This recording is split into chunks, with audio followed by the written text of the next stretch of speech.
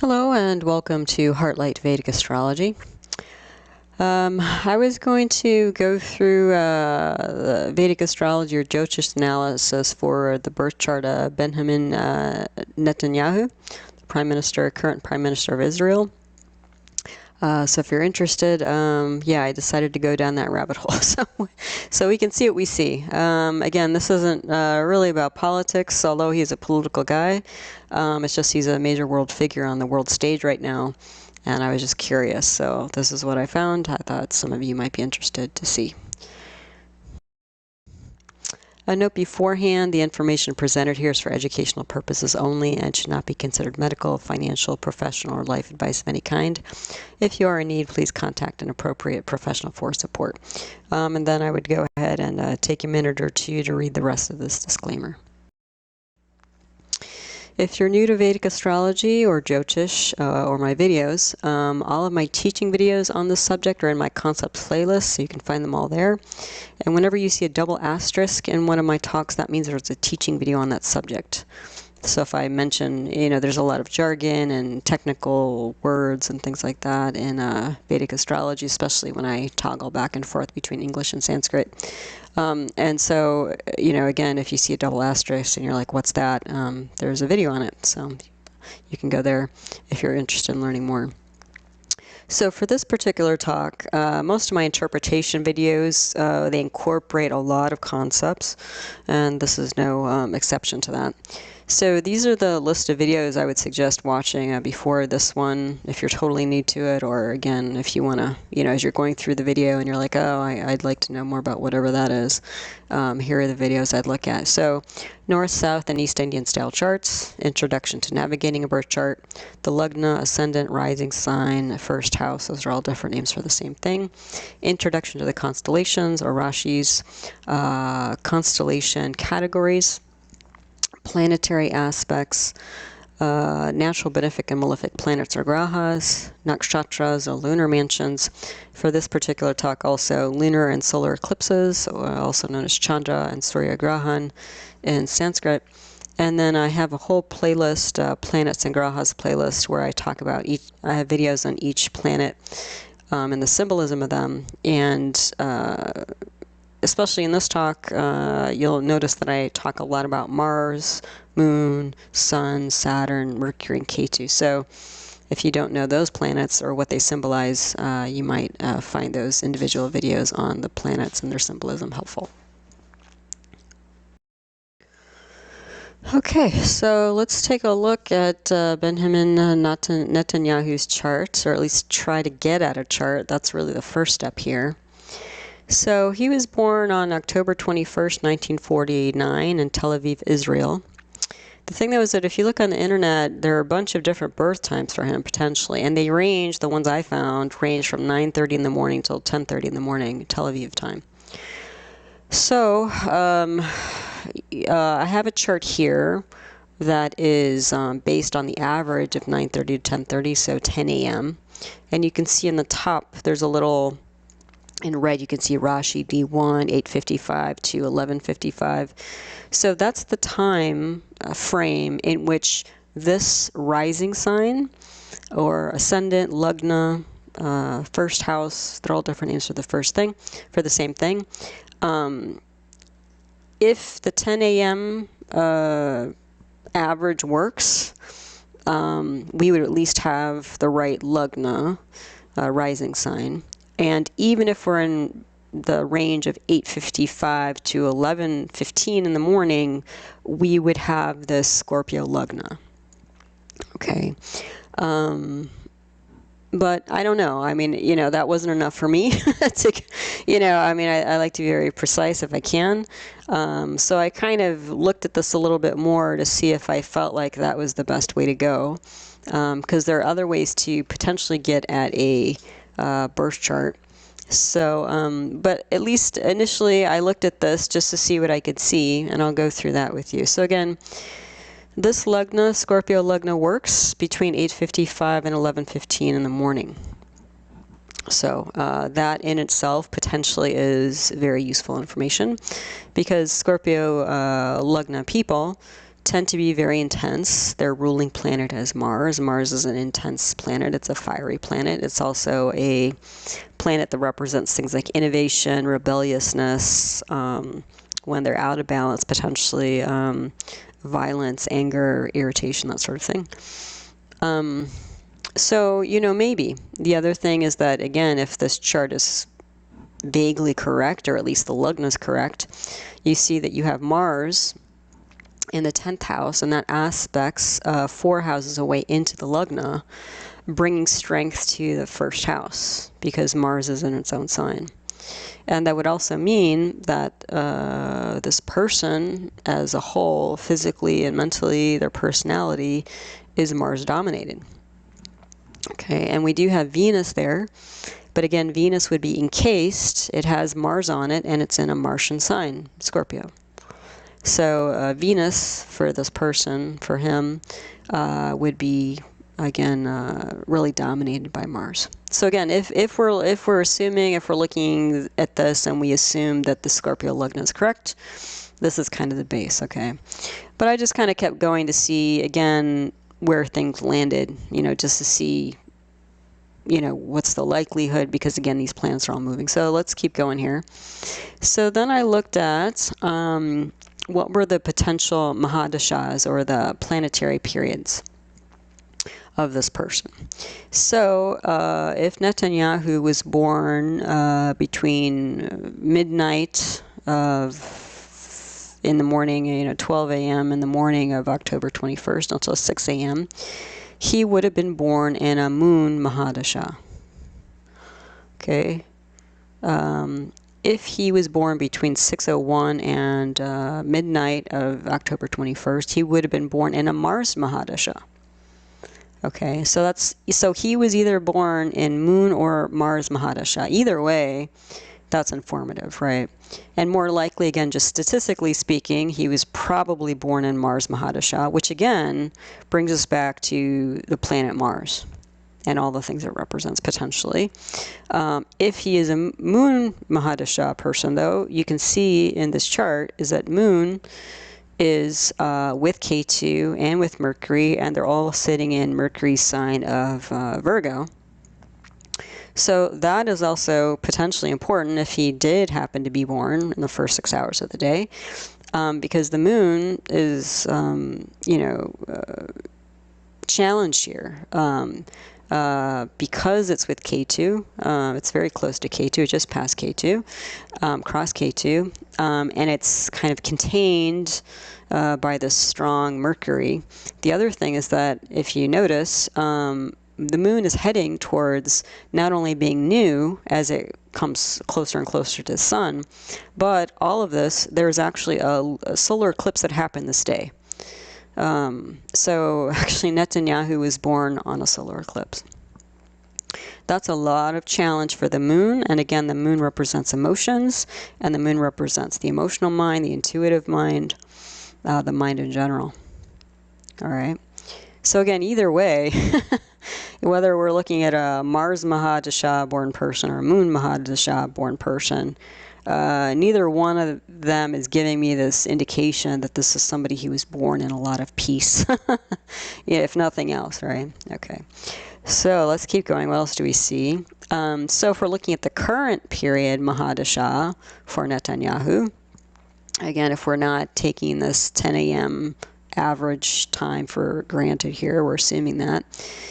If he was born between midnight and, 14:47 in the afternoon, that would put him in a current mahadasha, a current planetary period of Mercury.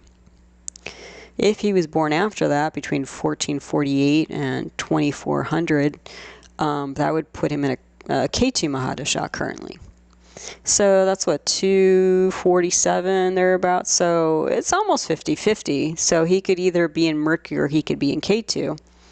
Either way, though, that's still informative, because look, again, we're back here to this Moon K2 Mercury combination, which is pretty outstanding in this person's chart, regardless of, if you spin the chart this way or that way for a different lagna. So even between all this, he's got Moon, Mars, Mercury, K2. 3 out of the 4 take us back to this Moon K2 Mercury combination. The moon, as I mentioned, represents the intuitive mind, the emotional mind. Mercury represents the analytical mind, the rational mind. And Ketu represents hidden things, unseen things, unusual things, bizarre things, and it's a very explosive planet. It's kind of like Mars, but even more of a twist, even more virulence, that sort of thing. So this is somebody who has an explosive mind. The other thing is that Rahu and Ketu can represent things like mental health. So when we have the moon representing the mental body or the emotional mind, and Mercury representing the rational mind with this Ketu, there can definitely be mental emotional issues here for this person. And again, that's not like a political statement at all. I'm just looking at the chart and seeing what I see here. Okay. The other thing that's, so we're already, our attention's already being brought to this conglomeration here, Moon, Ketu, Mercury. And the other thing is that the energy of Ketu is almost diametrically opposed to this Mercury in its own sign of Virgo. Mercury in Virgo, in and of itself, gives this very detail-oriented, book-abiding, rule-abiding, very organized, efficiency manager type of energy. Very rational, very organized, that sort of thing. And K2 is like an explosive bomb getting thrown in there. So, and especially with the Moon and Mercury here, I'm seeing somebody who either likes to clean up the mess after things have gone, to pot, or there's somebody who bring a lot of chaos to ordered situations just through their mind. Yeah, just because of the way their mind works. They're drawn to that kind of thing. Yeah, so either bringing order to chaos or bringing chaos to order, either way. And it might depend on the day. It might depend on which one, if he's currently in Mercury, he might be bringing order to chaos, but he's right on the verge, actually, of going into K2, which he would bring in chaos to order. So, it can flip depending on what planetary period you're in. Although it is, Moon and K2, and again, we don't know about Moon, because you can see Moon is just a few hours away from flipping into Libra there. So that's what I looked at next, actually. So where's the Moon? Like, what influences the Moon here? So from midnight to 6 a.m., the Moon is in Hasta Nakshatra. Nakshatra is a lunar mansion, or a piece of the sky, part of the sky that's kind of houses the Moon night by night. There are about 27 of them. And as the Moon goes through each nakshatra day by day, it takes about a month to go through all the 27 nakshatras, which gives us a lunar month. All right, so Hasta is symbolized by a hand, and, that's a very literal interpretation of what kind of energy that part of the sky brings. So, especially when we have Moon in Hasta, that can bring things like somebody who's interested in kind of grabbing hold of things with their mind, literally, yeah. Taking control, yeah, and that's clearly what this gentleman is and what he does for a living. So that's a possibility. Again, again, if we're doing this statistically, 25%, right? There's a possibility his moon was in Hasta. Statistically, there's a better possibility that his moon was in Chitra Nakshatra. And the yellow I put in here was like the most likely based on statistics, just portion of the day. But, again, just to see if there's huge differences. And I actually didn't see huge differences for him. So whether like his moon is in Virgo or Libra, didn't seem to make a huge difference with the nakshatra or even like the moon itself, because even if the moon leaves this K2 Mercury situation, it's heading into a solar eclipse. So either way, the moon's like toast, essentially, right? Let's see. So from 6 a.m. to midnight, the moon is in Chitra Nakshatra. The symbol of that is a gemstone. And because the gemstone, a cut gemstone, has all these different facets to it, it's a nice symbol for architecture. Okay.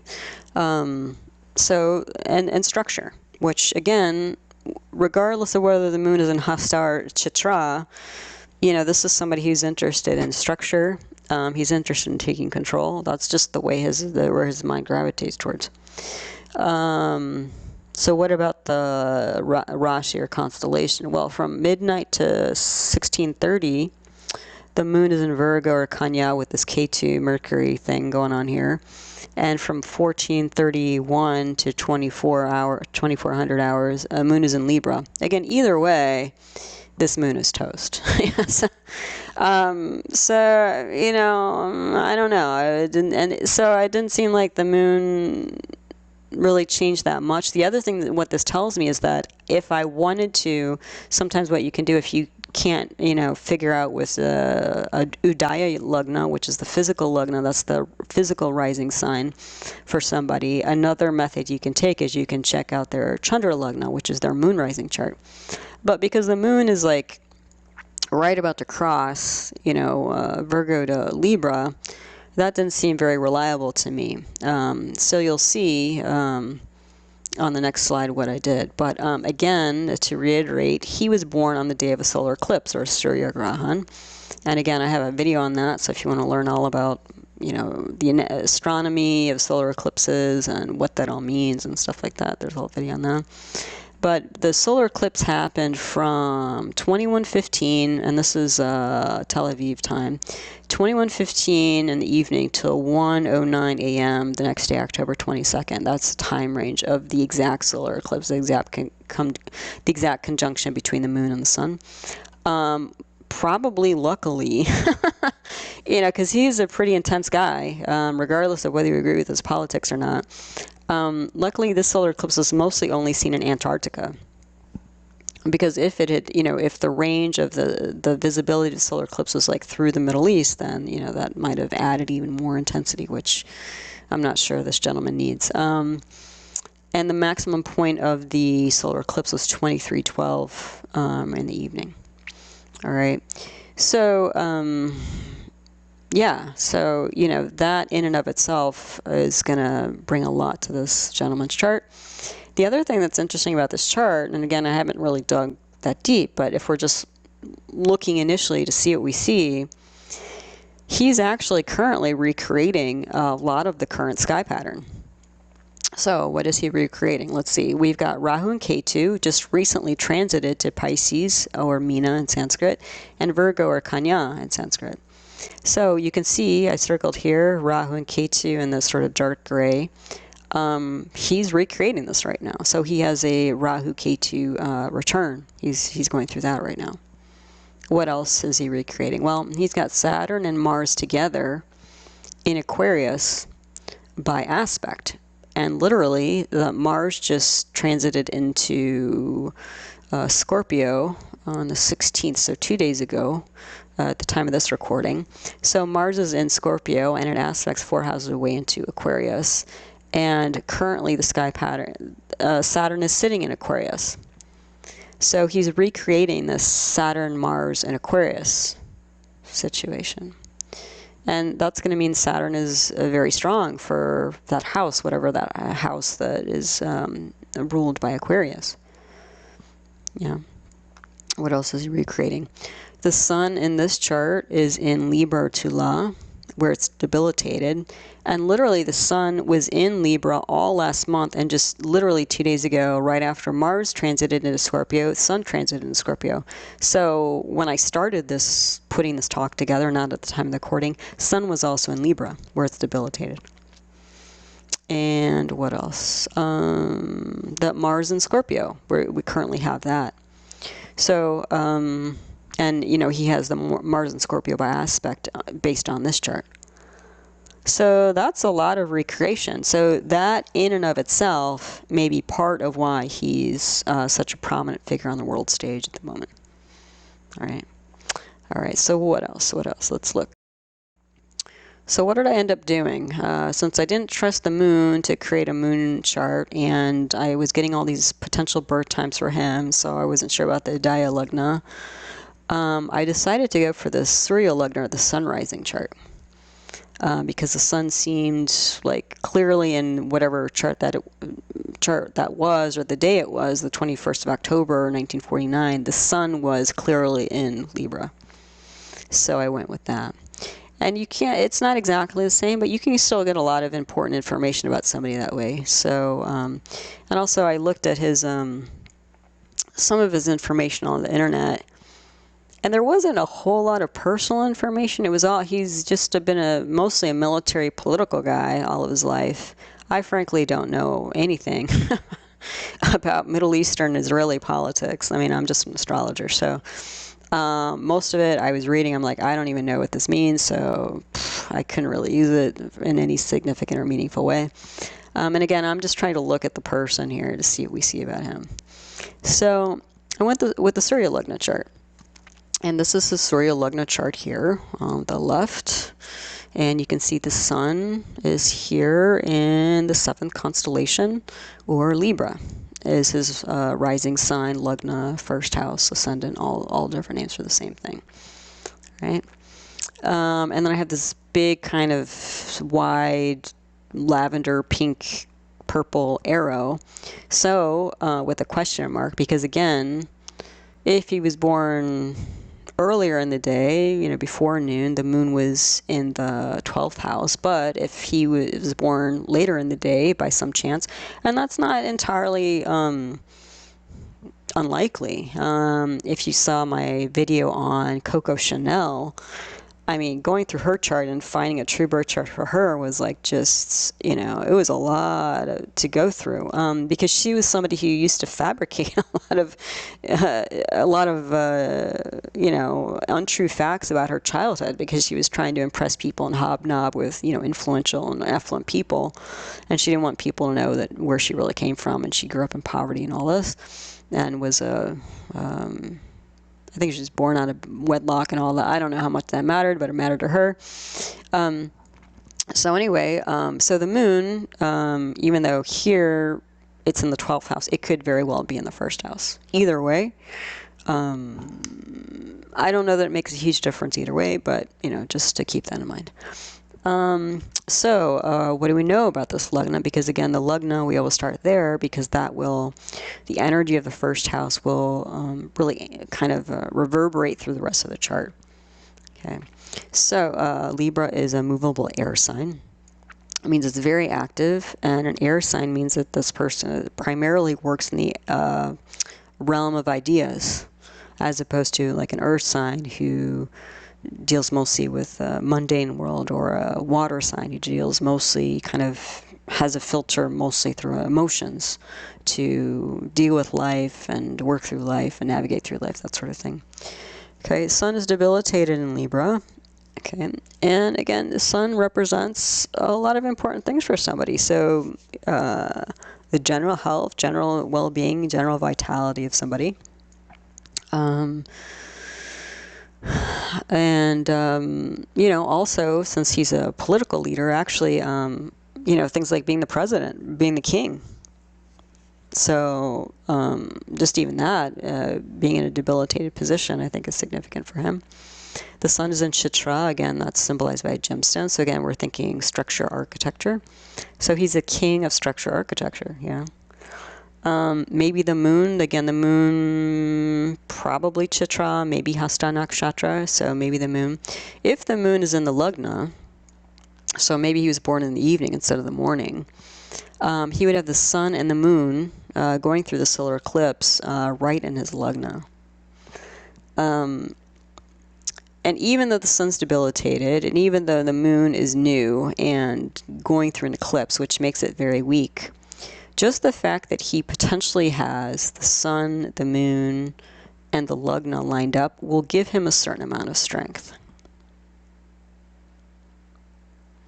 which he would need given his, you know, what he does in life and the things he's been able to achieve in his life.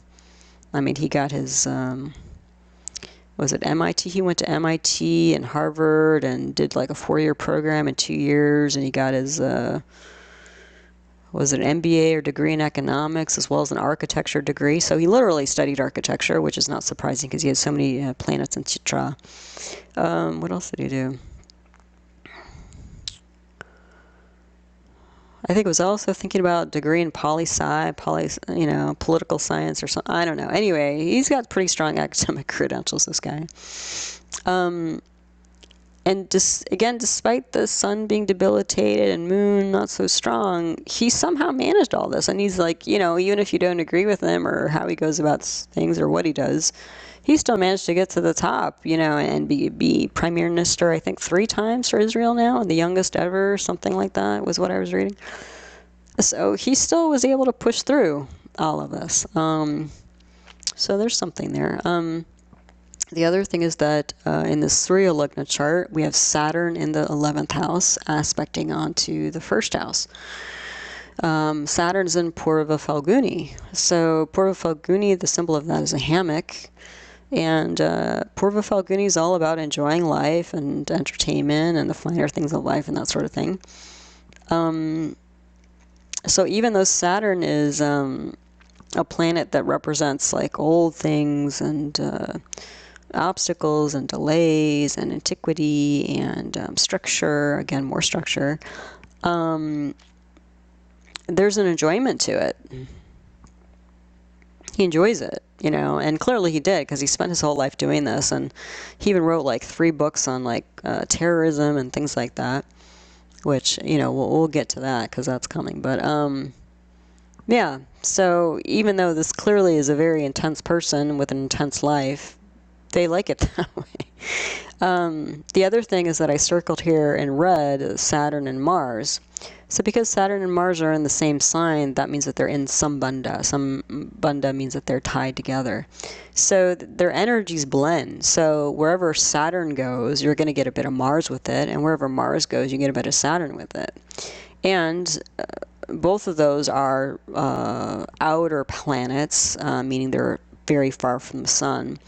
And outer planets, Jupiter, Saturn, Mars, not only aspect in the house directly across from it, like the planets closer to the sun, but they have special aspects. So you can see, if you follow the blue and red arrows here from Saturn and Mars, this red circle, you'll see Saturn is on the 1st house, Mars is on the 2nd house, Saturn is on the 5th house, Mars is on the, Mars and Saturn are on the 5th house, Mars is on the 6th house, Saturn is on the 8th house.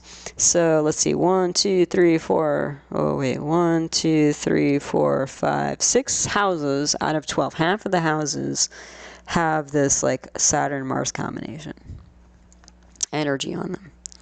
So when I see Saturn and Mars together, I usually think 3 things: engineers, athletes, and military. And if he was an architecture major, he basically was engineering houses, and he was definitely a military guy. He went, he enlisted in the Israeli army right after high school. Also politics, yeah, you could put politics in that list. So that's what you see here. So this very powerful, you know, Saturn-Mars combination is over, you know, is covering half the chart. So that's significant. And again, that gets back to the Mahadasha, right? Potential Mahadasha that he was born into, Mars. Or again, if we assumed, or that the first chart I showed you, which is closer to an approximate birth time, 10 a.m., you know, that was a Mars-dominated lagna in that chart. So again, Mars is pretty important for this guy. Again, as having a solar eclipse, there's no light in the sun or the moon when that happens. But again, the sun represents things like being a leader, head of state.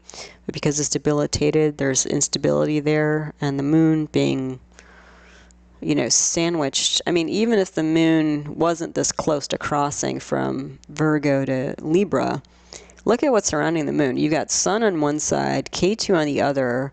Then you have Saturn and Mars right behind it. I mean, the moon is just wedged into all this like parade of malefic planets. That's a lot of malefic influence on the mind. And again, it's not just Mars that's wedged in here, it's Mercury. So both the intuitive mind as well as a rational mind. So yeah. What else?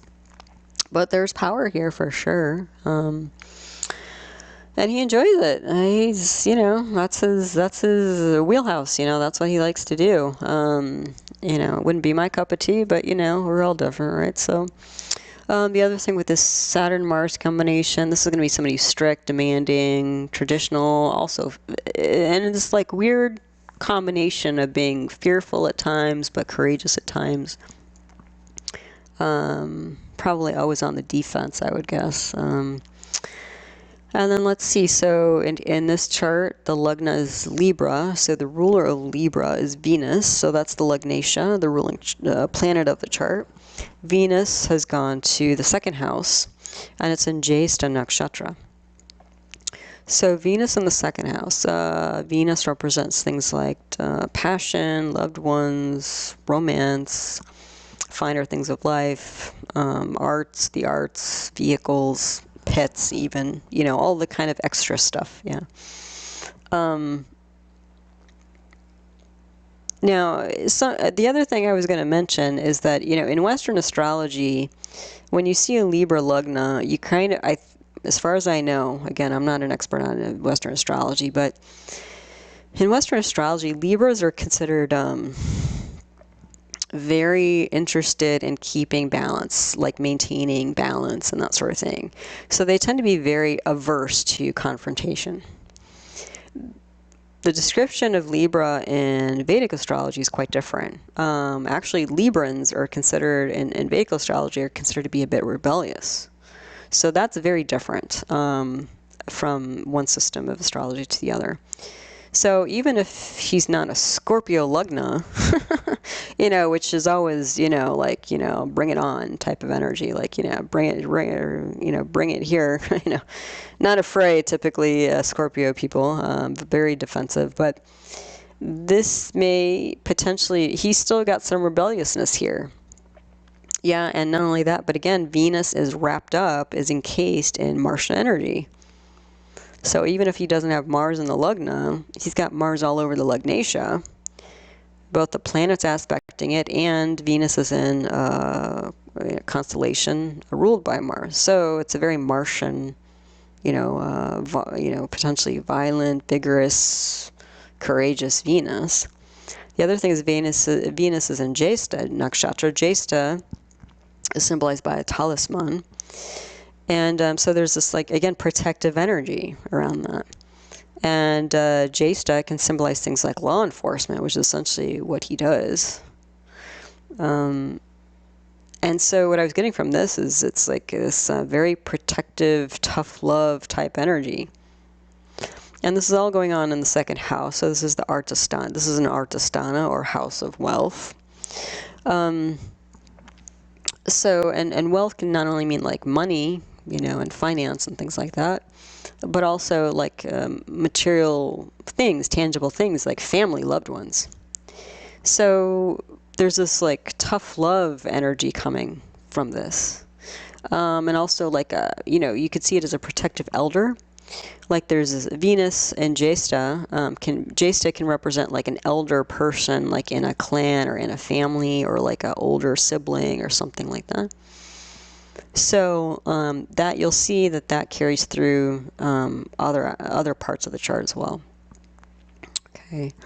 The other thing about Mars, so let me backtrack a little bit. So Saturn is in Purva Phalguni, but I didn't mention Mars is in Magha nakshatra. Magha is symbolized by a throne.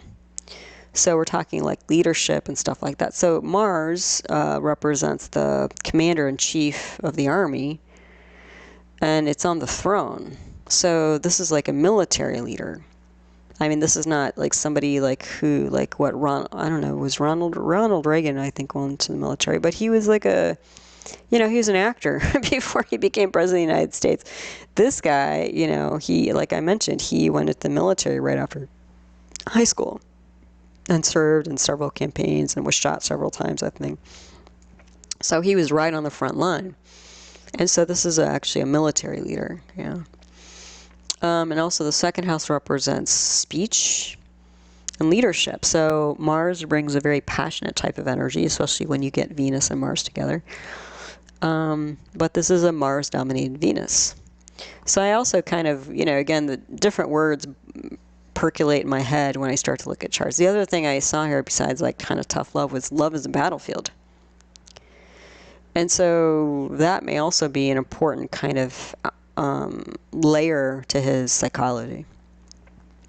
Another thing, important thing to note, is just a general thing for the chart, is that since we don't have a specific Udaya lagna, a rising sign chart, you can't determine all the Chitra grahas. You need an exact birth time for that, but you can get a couple, and one is Mars. So again, we're back to Mars as being a weakness point, actually. Despite all this Martian kind of push and vigor and violence even, Mars is a weak spot. The other thing is Jupiter is a weak spot. The other thing that's interesting is that Mars represents siblings, and Jupiter can also represent siblings. If Jupiter represents siblings, it tends to represent older siblings. And you can see Mars is in the 11th house, where, again, classically in Jyotish, the 3rd house is considered to be the house of siblings, but some people will take the 11th house to be a house for older siblings. So that also, we'll get more into that, but again, this idea of siblings is, I think, important for Netanyahu. Also, Jupiter, again, this planet that can represent older siblings, is the lord of the 3rd house, of classically known as the house of siblings, or the Bratra Nakshatra. Yeah. Bratra, I think I'm saying that correctly. And again, the Venus and Jesta, so an older loved one, very militant older loved one. You can start to see, like, okay, what's going on with like siblings and stuff. So we'll get into that. All right, so the 3rd house, the 3rd lord is Jupiter. And it's debilitated because Jupiter is in Capricorn. It's also Sundi. You can see it's in the 1st degree of the sign. So whenever something's Sundi, it's unstable. When something's debilitated, it's unstable. So Jupiter is unstable. So if Jupiter is a weak point for this person, then again, that's bringing more of this idea that a sibling, especially an older sibling potentially, it could also be a child. It could also be a teacher. Jupiter represents those things as well. But again, when we keep seeing Mars and we see where Mars is and where Jupiter is and what they're related to, I think we're starting to see more sibling energy here. But the 3rd house represents communications, especially written communications, siblings, as I mentioned. But because Jupiter is a planet that represents things like generosity and compassion and justice and that sort of thing, because it's so challenged here, being debilitated and Sundi both, this can be somebody who's actually, Jupiter's challenged here. And so this may actually be more of a representation of not having mercy. Yeah, especially because the lord of the 3rd house, which is a dushtana, or considered a negative house, has gone to a positive house. Typically, when we have the lord of a negative house, sometimes we like that to go to another negative house, because what's going to happen is, if the lord of the 3rd house is the lord of that negative house goes to a positive house, it's going to bring that negative energy to a positive house. So it's sort of like, a negative mixed with a positive. You get negative energy brought to a positive, where sometimes if you have a negative, if you have a lord of a negative house go to another negative, it's actually like 2 negatives make a positive. You can actually get positive things out of that. So, and the thing is, Jupiter's gone to the 4th house of family, ancestors, lineage. So again, there's something about the siblings that might have really affected the whole family, including Netanyahu himself. The other thing is Jupiter is in Uttarashada Nakshatra. The symbol of that is an elephant tusk. So even though that's a victorious type of energy, it's it's an elephant. It's a very powerful, commanding type of energy, and it's tusk. It's a piercing type of energy. That's a different kind of victory than Anuradha Nakshatra. Anuradha is about victory through building bridges and creating alliances and stuff like that. This is somebody who's going to like just, push forward, with some fallout probably. So yeah, and then the 4th house, I sort of actually have been talking about the 3rd house and 4th house together. Fourth house, besides having this debilitated Sunday Jupiter there, has the aspect of Ketu, because Ketu is with its dispositor Mercury. Ketu, we can actually take 5 and 9 aspects of Ketu. So Ketu, again, this like explosive energy with Jupiter in the fourth house. That's a pretty explosive type of energy to be coming from. And so, you know, kind of what I was getting from that is really like kindness is weakness. You know, kind of like what we're seeing with the Chidragrahas. Jupiter, kindness, benevolence, because Jupiter, I always kind of think of Santa Claus when I think of Jupiter. It's like jolly and happy and, you know, generous and that sort of thing. But it's looking like not just Netanyahu, but his family, through the family line. There's this notion that kindness equals weakness. Okay. So then if we go into the fifth house, we have an aspect again of Saturn, and Saturn's going to be in its own sign in the fifth house, so it's going to be super strong with Mars. So again, the fifth house represents intellect. This is somebody who thinks like an engineer, a military person, and political philosophy. Yes, yes, yes. All of these things, ding, ding, ding, for him, which is true, obviously true for him in his life. The sixth house, we have, this was interesting to me, Rahu's in Revati nakshatra. Revati is actually a very gentle nakshatra. It's about hospitality, it's about traveling, that sort of thing. And Rahu is there, so Rahu represents things like hidden things and unexpected things, can be foreigners and things like that. It's also ambition and drive. And the sixth house represents the house of enemies, or at least obvious enemies and stuff like that. So when I see Rahu there, I'm like, oh, okay, you know, he's got some pretty ambitious enemies. But when I see Rahu in Revati, I was like, oh, well, but they're actually, the enemies are hospitable, you know. And then I saw, what was it, Mars aspecting here. So we've got that military leadership energy coming in here. We potentially have Moon aspecting here if Moon is actually in the 12th house, and Moon is in Chitra or Hasta, so either grabbing or structuring again. And then we have Mercury in Hasta, so the mind is grabbing or whatever. So there's all this like military ambition, mental energy going on here. And again, especially when we have the Moon in conjunction with on the Ketu Rahu axis with Mercury, this is somebody who's very likely an obsessive thinker. And especially with Rahu leading this energy drive in the sixth house of enemies, this is somebody who could easily be obsessed with taking control of enemies when you read all this together, which is essentially, I think, who he is and what he does. The thing, though, is because Rahu's in Revati, this is what was coming to me, is that, and Chitra is also like it's a gentle energy. Hasta can be a little bit grabby, and the Mars can definitely be like, you know, taking control or whatever, but this may be somebody who has actually a hard time distinguishing between who is a true enemy. That the enemies he's perceiving may not all be true enemies. So there's a little bit of that, because again, also the Ketu Rahu can symbolize things like illusion, delusion, confusion, that sort of thing. And again, he's got the two planets representing the mind, the intuitive mind and the rational mind, on this Rahu Ketu axis. Yeah. So, you know, this might be somebody who's a little bit paranoid, frankly. Waiting for the other shoe to drop. He's kind of waiting for somebody to jump out from around the corner. The other thing is that the Lord of the sixth house is, again, this destabilized Jupiter.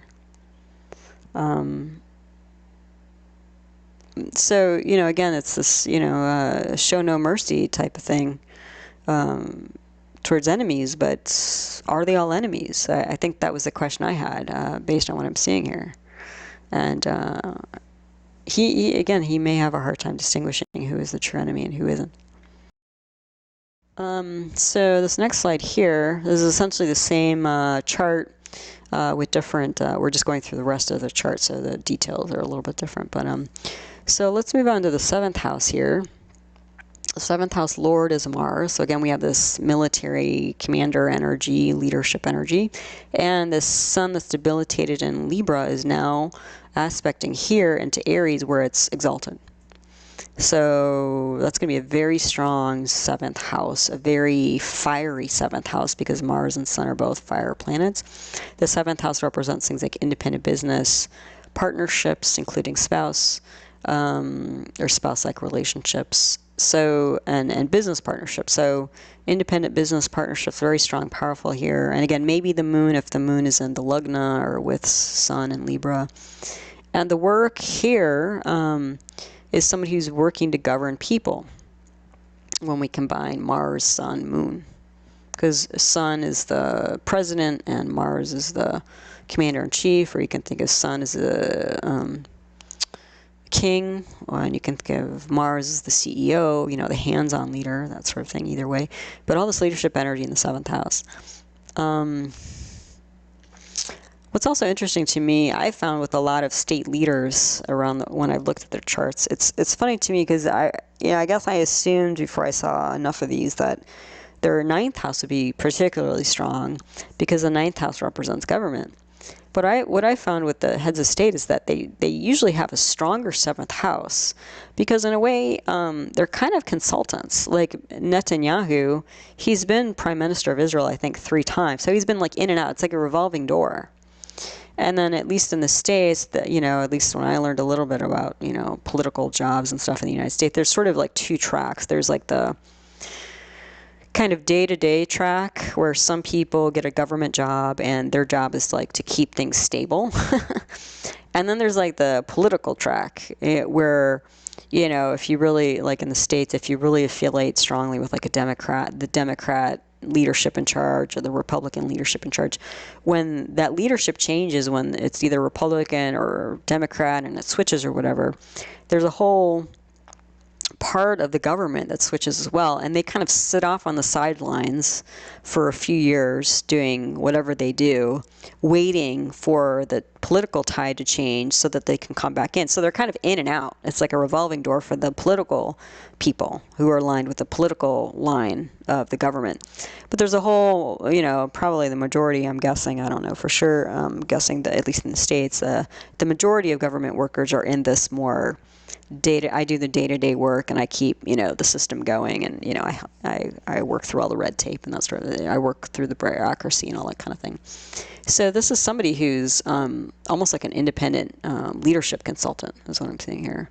And he did actually do some time with some consulting group. So, yeah, looks like that's all there. Let's see what else. The 8th house. Well, this is very interesting to me also with the 8th house. The 8th house represents things like deep psychology. And he's got Venus aspecting here into its own sign. So just having a strong, even that much tells me that he's got an alternative mindset. When you have a strong 8th house like that, you have like a swap planet and or Rahu and Ketu, and we'll talk about that. This is somebody who just, you know, thinks is not like a conventional thinker, which clearly he is not. So there's that. Also, Taurus is a very pragmatic sign. So again, we're seeing like this practical nature from him. Does he have any? Let me just check real quick. I mean, he does have Venus in Scorpio, and he has Rahu in Scorpio. So he has 2 planets in water signs. So there's some emotion here. But again, with a little bit of a twist, I think. But anyway, so Venus is aspecting into Taurus in the 8th house. That makes it strong and alternative.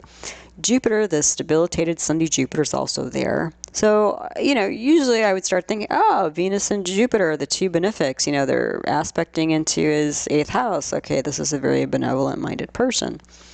And in a way, perhaps he is. I think it depends on your point of view, but I think in his mind he is.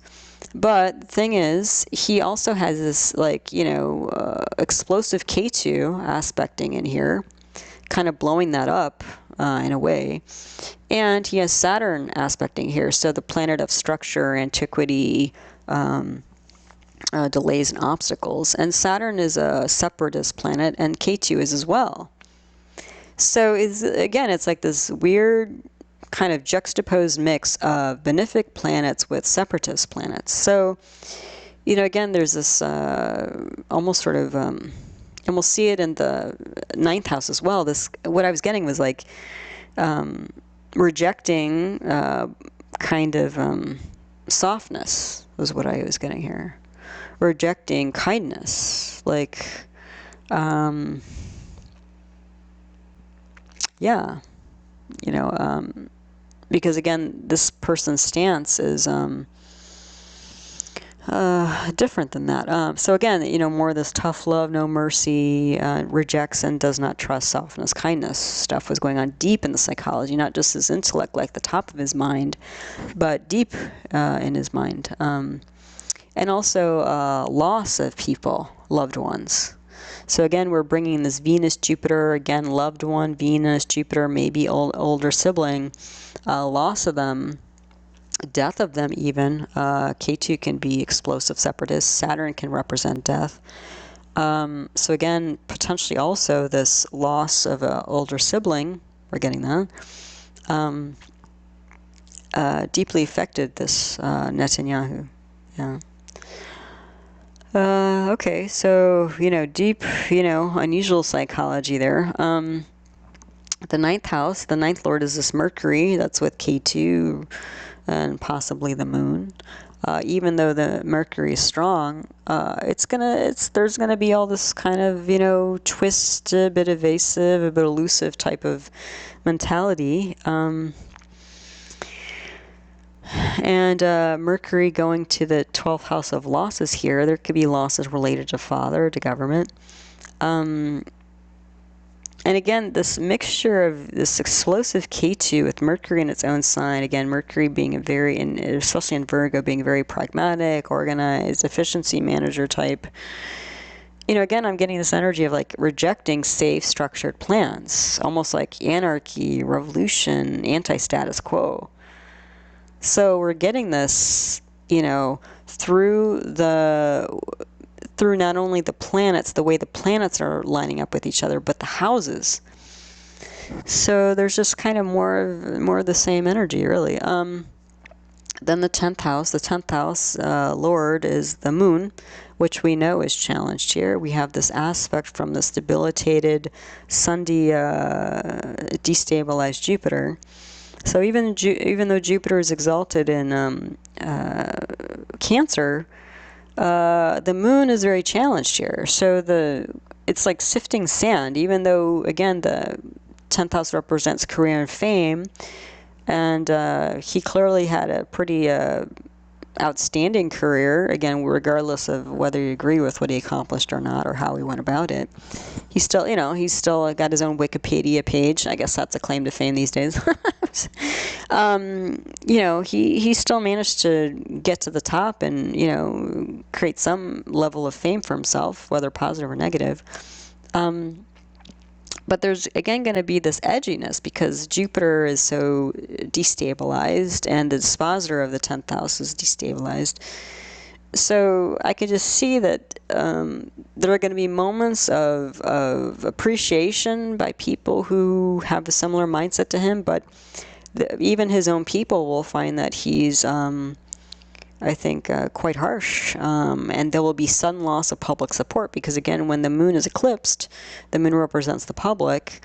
You know, he's going to lose the public support at times, and that may be actually what's happening now. You know, partly because, again, he's not showing enough mercy, he's not showing enough compassion, and I think I was reading too, like, he was actively trying, or I don't know if he succeeded in bringing back the death penalty and that sort of thing. So clearly he's more of a hawk than a dove, this guy, yeah. And we're seeing it in his, you know, his birth chart. Again, I've never really looked into Netanyahu. I don't follow him or Middle Eastern politics. I'm just looking at the astrology. So again, it seems to line up with the little I know about him. Okay, so the 11th house I sort of talked about. The 11th lord is sun. So again, the sun is eclipsed. It's debilitated. So the 11th house of clubs, groups, societies, incomes, potentially older siblings is all, I think, very fragile here. Very fragile relationships that suddenly disappear. And this can be due again to this massive Saturn-Mars combination, military efforts, harsh approach. And again, we're getting brother here, just somebody who's just like so, who can't stand down, who's like uncompromising. And again, that works for him in certain ways, but in other ways, it's just like too much, it looks like. And then so, you know, here, I guess what I was reading about him too is that he has two brothers. I guess there were three of them. And he was born in Tel Aviv, but like went back and forth between America, like they lived in Philadelphia, I think, or Pittsburgh, or on the East Coast. And he went to school there, graduated from high school in the United States, went to the military in Israel. And he and his older brother's name was Yoni, I think. They were quite close, and they were kind of similar, you know, in cahoots with each other and on the same page about, you know, mundane life was too superficial for them, and this sort of thing. Both very interested in military. Anyway, his brother was involved in, I believe, some sort of hostage rescue situation, and got killed, unfortunately, through that. And that's the thing that was like, what's interesting here is that even though this guy, on a superficial level, is an engineer, the Saturn-Mars combination, has a strength of mind or whatever, and even though, like, again, if you were truly rational, and again, clearly he's not. I mean, you know, having a really close brother who was, you know, killed in some sort of, you know, hostage crisis situation. And I think he's even said this in public, he never quite recovered from that. So there's a lot of deep emotional processing that I don't think happened for him, and that actually fueled him in these really stringent military operations where it's just like he won't let off. You know, is what I'm seeing here. And then the brother was also a military guy. Again, if the older brother, the 11th house, Saturn, Mars, military guy, that works for his brother, and then suddenly disappears with this debilitated sun, eclipsed sun, and then again the Jupiter, debilitated Sun D Jupiter. That's a very harsh situation for him. But you know, some people, when they go through a really you know, tragic situation, personal tragedy, sometimes they soften up. But it looks like it fueled him and his, you know, military political ideology more. So yeah, that's all woven in here for this guy. And then the 12th house I've been mentioning in different ways, but let's just look directly at that. So with Moon K2 Mercury. So again, intuitive mind, explosion, you know, explosive energy, the kind of anti-conventional mindset here. And you can literally see this as like a loss of reason and public support, as I mentioned, like the moon being the eclipsed lord of the new moon of the 10th house of career. So there's going to be a lot of ups and downs with his career. Also expenses related to obsession. So this kind of and again, the 12th house also relates to hidden enemies. So Rahu, we talked about as being in the 6th house of obvious enemies. So this guy is just obsessed about enemies. That's where I think it may not be too far gone or too hard to conclude that, you know, he's always looking over his back, and that makes sense given his personal experience, but you know, he already had a tendency this way. I mean, not everybody's going to say, oh, you know, mundane life in Pennsylvania is too soft for me and too superficial. Let me go head, you know, to Israel and sign up for the army and, you know, get involved in these military campaigns and get shot. You know, not everybody's going to sign up for that. But that's this guy's energy. So, also focus on foreign affairs. So again, getting back to, I don't know if it was the last slide or the slide before, currently he is either in Mercury or K2 Mahadasha. So if he's in Mercury, he's soon going to be in K2. So either way, and he's, I don't know, I think close to 70 or something. Basically, for the rest of his life, his planets are pointing to this 12th house of loss and foreign affairs, but also isolation. And what's funny here is like, it's weird because even though there's this organized, sort of pristine energy that potentially comes from the Mercury in Virgo, he's got this K2 in there. So it's almost like he's, again, rejecting peace. He's rejecting retreat. This is somebody who won't back down. So we're seeing it again. What else started here? But again, it's just, I think over time, because of his extremism, he himself is going to become more and more isolated. I mean, despite himself. I mean, you know, even though he's trying to be in charge, it's like because he just can't give up. I mean, what was I reading? He's been indicted, I think, for what was he indicted for? Fraud, I think, like that, or something like that. And because they had enough evidence on him, it was advised that they were going to prosecute him. And he's still in the middle of that fraud case. And he had to drop all of his other associations except for Prime Minister. So he's still in the Prime Minister position, but he had to give up a lot to, you know, go down this road. And that all happened in Mercury K2 when we're in this house of losses here. And again, he's basically going to spend the rest of his life in this K2 Mercury energy in the 12th house. I mean, you know, it's almost like fading like a sunset type thing, you know. And again, because of the Mercury in Virgo, he's going to try to justify these losses. But I think, again, it's just his extremism just went to the, and I think that's what's going on. I think like when Israel got hit October 7th, so over a month ago, people, at least here in the States, are really siding with Israel and that sort of thing. But now that he's just, you know, again, he's got this Rahu, he's chasing these enemies deep into the, you know, 6th house with a vengeance and almost sort of obsessive. And, you know, despite him wanting other people and terrorists to toe the line, he himself does not toe the line based on what I'm seeing here. So it's just, you know, it's kind of like, okay. What else did I write here? Yeah, so I wrote attention by going by the book. That's the Mercury in Virgo with blowing the book up. So when do you follow the rules and when do you blow up the rules? I mean, I guess he gets to decide because he's in charge. That's what he's all about.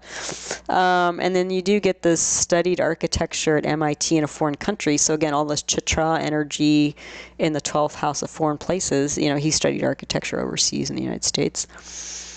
And then, I don't know, again, this chart made me, I think, fairly sad. You know, I'm sure for him, the loss of the brother. And again, you know, if he was a very, very rational person, would be like, well, you know, my brother and I, we signed up for the military. We know that's risky. We know that there are, you know, violent actions involved there. And then he went in with this to help with this hostage rescue mission. I mean, again, all risky stuff. So I think a very rational person would have just been like, well, that's what he signed up for. But I think Netanyahu never got over it. And so that's where this kind of lack of boundaries or loss of the rational mind and stuff like that, that's all going on in the 12th house. I think he lost that more objective perspective on what happened to him personally, is what I'm seeing here. And again, this eclipse, you know, don't forget this eclipse is going on, the solar eclipse. That means there's no light in the sun. There's no light in the moon. The sun represents the soul. The moon represents the, you know, the emotional mind. So there's this kind of like loss of the soul, loss of emotions, or at least not an outward show of them. And again, we're seeing here all this, like, Venus and Jesta, tough love energy, Jupiter, again, benevolence, debilitated, energies and stuff like that. There's really no soft spot here in his chart, really. Yeah, so I think I kind of got the feeling like this is somebody who was very adamant about their ideology and their philosophies and stuff and kind of got lost in it, is what I'm seeing here. Yeah, it was a little bit of a sad energy. Let's see, and then if we go back to the text under the chart on the left side here, so the strongest, most dominant planets in this chart, from what I'm seeing, is Saturn, Mars, Mercury. So again, this military, political energy, Mercury, the rational mind, Saturn and Mercury being planets of distance, because Saturn is the farthest planet, it's cold, it's out there. And Mercury, again, when somebody's really in their head and their rational mind, they're kind of usually disconnected from their feelings and their emotions and stuff like that. And these planets, as I've gone through this, they keep coming up not only through the dashas, the planetary periods, but also the houses, the bhavas, because there's so much influence between Mercury, Saturn, and Mars on most of this chart. And then if we're looking at strongest dominant houses, I would say the 5th house is very strong, because you have the Swa Saturn with the Mars. So again, this clearly an engineer, military, political guy, and intellect. The 7th house is also quite strong, because you have the Sun, which will be, instead of debilitated, exalted there. Maybe there's a moon on there as well. Yeah, so the 7th house I thought was potentially strong. The 8th house, again, even though it's very contradictory in some ways, the 8th house is also very strong, because you do have a Swa Saturn, or Swa Venus in its own house with Jupiter, but then again you have the 2 malefics, Ketu and Saturn on it. But there's still some strength there. And then actually the 12th house of loss. So there are going to be losses for him. Just the fact that Mercury is in its own house, in the 12th house, will mitigate some of these losses. But again, he stepped into Mercury and Ketu, and that's where he's going to remain, I think, for the rest of his life, because those are both fairly long periods of time. So yeah, so again, if we're going to summarize this chart, this is certainly a super strong mind, but again, just potentially so harsh, relentless, that they start to lose sight of the depth and the reality of their losses. They can't get past this kind of obsessive thing that they have with enemies, real or imagined. And there's a hyper focus on the tangible. And again, that's, what's the collateral damage here? I'm not sure. I think he lost that, because again, some people get so wrapped up in their ideology or being right or this or that they, and even though he's lost, people himself, he could have completely turned around and said, oh, I'm not picking up a gun again.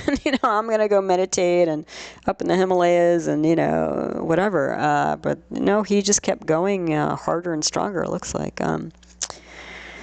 So yeah, I think he got lost along the way, seems like. And this might seem kind of random. One last note here.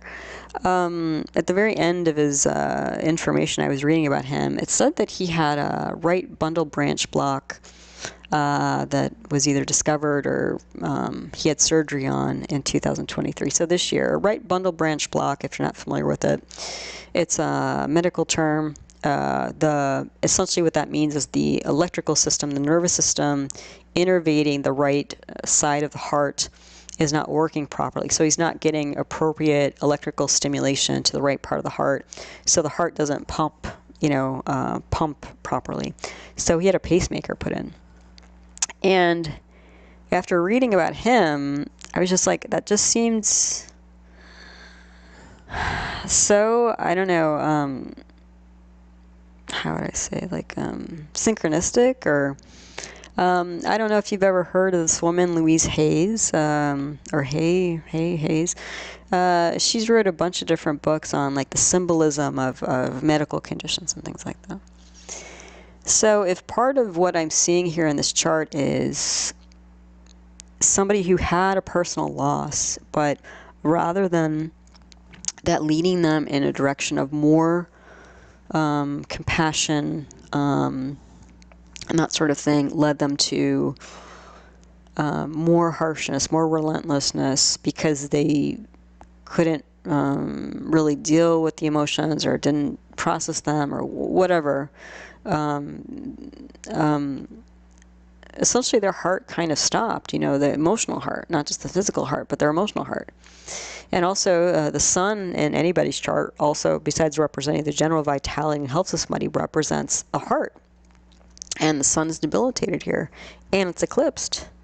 So when this guy had a pacemaker put in, literally his heart, in a way, is disconnected from his body and his nervous system, because he needs the pacemaker to relay the signal from his nervous system, or his heart is on a generator, an external generator. I don't know, I just thought that somehow there was some really deep symbolism for him personally with that. So anyway, I don't know if you're into that or believe in any of that, but I don't know, I just kind of stopped when I heard that, and I was like, well, it kind of, it all kind of goes together, for him. So, yeah, so that's what I saw and found for Benjamin Netanyahu. So, yeah, I went all the way down the rabbit hole as far as I could, given I didn't have an exact birth time, but I think it was still informative and interesting to go through what I could get through for him. So, as always, I want to thank you for your time and your interest in my work, and I appreciate all your support with the channel, all your likes, your comments, your questions, subscribes, it's all very much appreciated. Again, if you're interested in learning more about Vedic astrology, all of my teaching videos are in the concepts playlist. You can find them all there. If you're interested in an individual birth chart reading on Zoom, you can email heartlightastro@yahoo.com for more information. I do also have another YouTube channel on natural medicine that includes other Vedic arts like Ayurveda and yoga, as well as other paradigms of medicine like homeopathy and naturopathic medicine. And the name of that channel is Nature Source Care. So that's out there also if that's interesting to you. So as always, I hope you found this interesting, helpful, useful as you navigate the energy cycles of your own life. So until the next one, take care. Namaste.